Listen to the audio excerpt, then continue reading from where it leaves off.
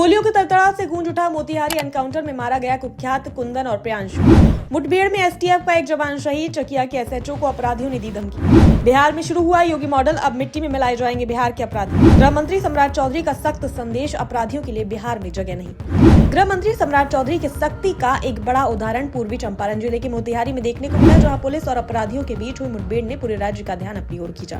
चकिया थाना क्षेत्र के रामडिया गांव में सोमवार देर रात करीब 2:30 बजे एसटीएफ और अपराधियों के बीच जबरदस्त भिड़ंत हुई। ये मुठभेड़ उस समय शुरू हुई जब पुलिस ने नेपाल के नंबर से धमकी देने वाले अपराधियों को ट्रेस कर उनकी लोकेशन का पता लगाया।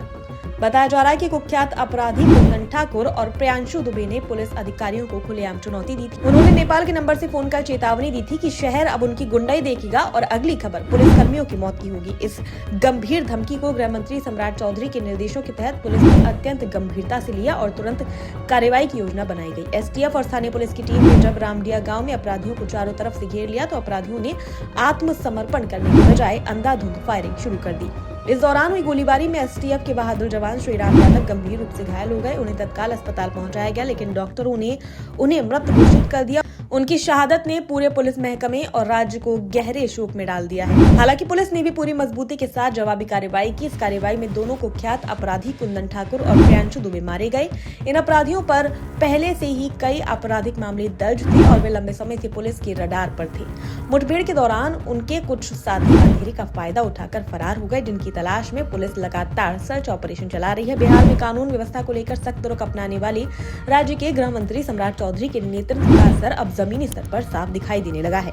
हाल के दिनों में अपराध के खिलाफ जिस तरह की कार्रवाई देखने को मिल रही है, उसने संकेत दिया है कि सरकार अपराधियों के प्रति किसी भी तरह की नरमी बरतने की मूड में नहीं है। राज्य में बढ़ती पुलिस सक्रियता और लगातार हो रही कार्रवाई ने अपराधियों के बीच भय का माहौल पैदा कर दिया है। गृह मंत्री सम्राट चौधरी द्वारा दिए गए स्पष्ट निर्देशों के बाद बिहार पुलिस ने अपराध नियंत्रण को सर्वोच्च प्राथमिकता बना लिया है।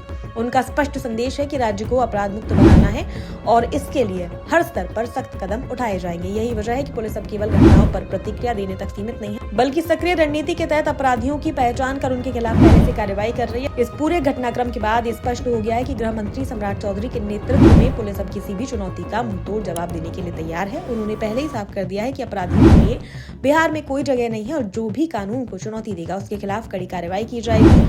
मोतिहारी मुठभेड़ के बाद प्रशासन पूरी तरह सतर्क हो गया। डीआईजी और एसपी समेत कई वरिष्ठ अधिकारी मौके पर पहुंच चुके हैं और पूरे इलाके को छावनी में तब्दील कर दिया है।